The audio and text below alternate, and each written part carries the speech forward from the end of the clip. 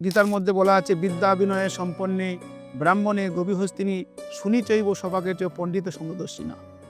টেডভাইজার টক্সের এই শনিবারের এপিসোডটি হতে চলেছে কিন্তু একদম ভিন্ন স্বাদের। এই শনিবারে আমাদের সঙ্গে যিনি আছেন তিনি আর কেউ নন, কেশব গোস্বামী গৌড়ীয় মঠের পরম পূজ্যপাদ শ্রী শ্রীমৎ ভক্তিবেদান্ত সজ্জন মহারাজ।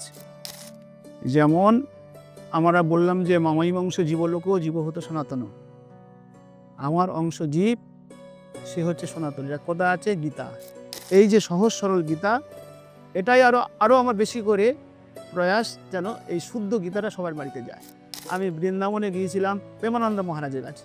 প্রেমানন্দ মহারাজ আনন্দে উৎফুল্লিত হয়ে সেই গীতাটা উনি নিয়ে প্রণাম করছেন, এইভাবে প্রণাম এভাবে দেখছেন।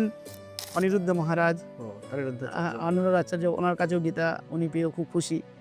আমাদের হচ্ছে বিনোদ বাবা, বৃন্দাবনে আমাদের বর্ষানাতে থাকেন।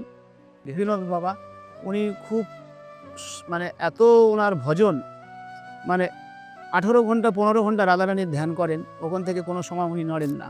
মহারাজের সম্পূর্ণ এপিসোডটি দেখার জন্য এবং তার মূল্যবান কথাগুলি শোনার জন্য আমাদের পেজ টেডভাইজারকে ফলো করুন এবং লাইক, কমেন্ট ও শেয়ার করে সবসময় পাশে থাকুন।